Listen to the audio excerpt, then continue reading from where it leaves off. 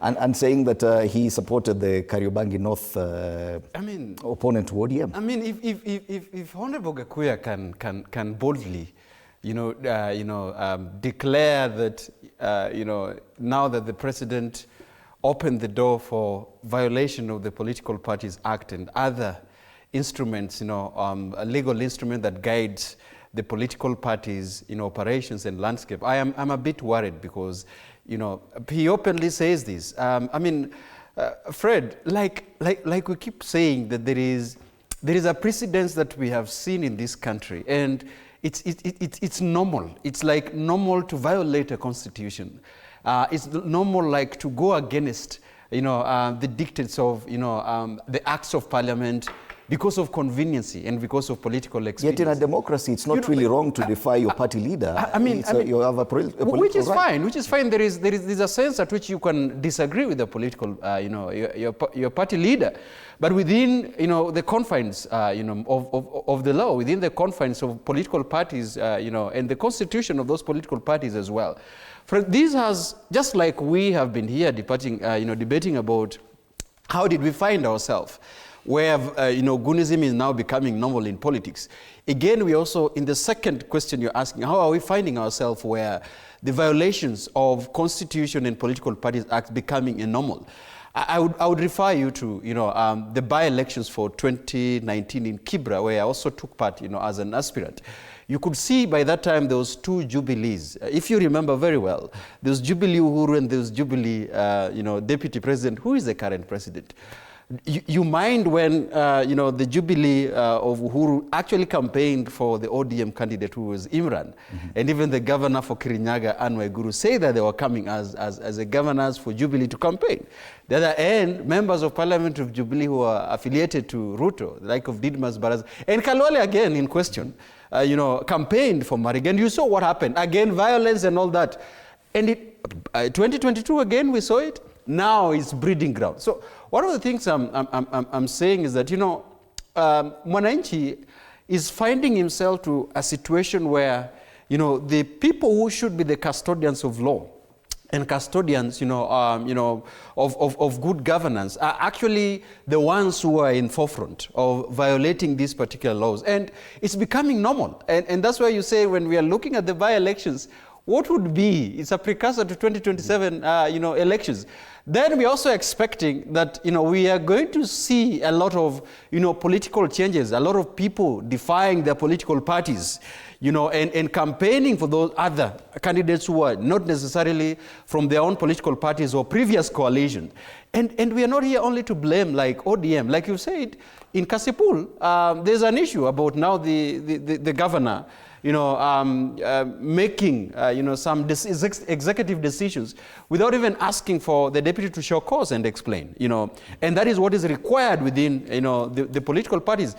And I wish that she could have actually followed the law that needs to be fast-tracked at the political parties first. If the deputy governor has been found to be violating or, have gone against the political party, which is ODM, then it will trickle down to the county. And the county say that now, since now you are in the ticket of the party, that you now violated, then now we even bequeath you now to relinquish some of these positions. You see, she's taken, an upside direction. But also Kaguya, the party that you belong to, which you've not really been, fronting the ideals of UDA party, I think we should also be fair on the panel here. Yes. That even as much as Honorable Kaguya has said that, it is the president who, as a political party leader and the father of the political party, did not, guide others on their ideals, so others can also follow suit.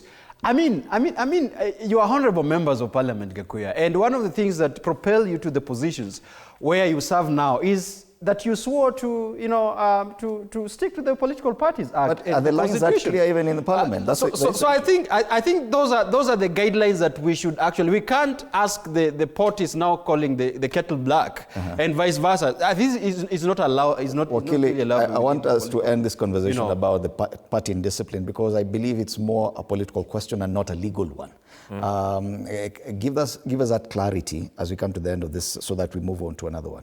Of course, Governor Wanga appears to have opened enough war fronts for herself, but the clarity on that party indiscipline is more a political issue, not a legal one? I think it is a political issue, and you know, we have a lot of political indiscipline. So that I was smiling as I listened to my friend Honorable Kaguya accusing the president. And you see, I sympathize with the president that he takes all the blame, even from people who are guilty of themselves of indiscipline.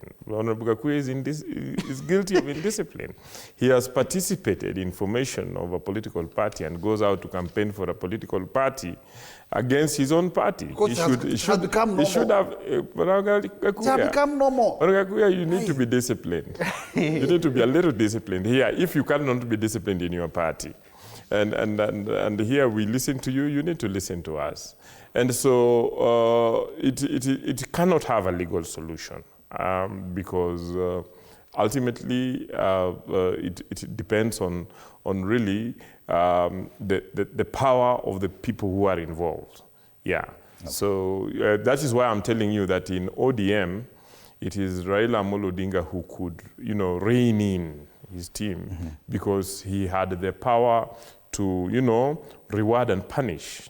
I don't think Honorable Wanga has that. But I believe that the president can be able to reward and punish. Just like I think that he has not Kaguya's new party leader has ability to reward and punish them in the village, telling them that they. If you thought the by-elections of but Fred, is it November 27th were actually chaotic, a lot more chaos is coming up in as far as party discipline is concerned. Where do we find ourselves to belong to two political parties at the same time, Fred? Gentlemen, you know. You go first. I'll give you an opportunity. Thank you, Edimori. I just want to be very clear here that Wanga knows very well where she starts in what we call broad-based, which she sings daily, is nowhere in the law.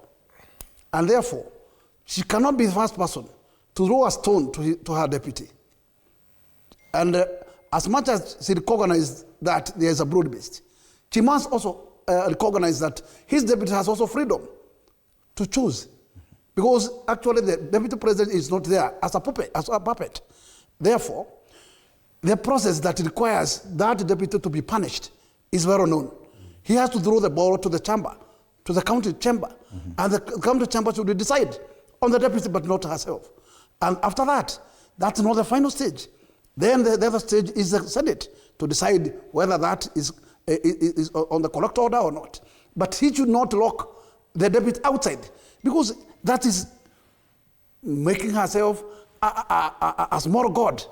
That actually the deputy president, the deputy governor, is a puppet and he has to kneel to her. That's wrong and totally wrong. Number two, we have a parliament which is not constitutional because you realize that we have minority taking place in the floor of the house, but you still find the what you call the orders of the floor does not allow an opposition or the minority to have positions of chairmen in a house. But this is a mix. So it's hybrid.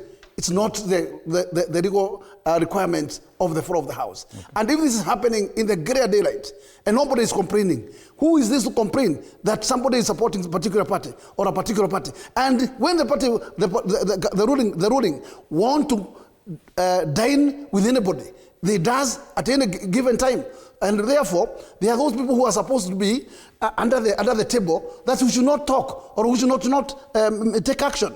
In fact, if I feel that in fact where I am, the shoe is pitching me, I have to decide otherwise. All right. Yes. There should be consequences to that. I mean,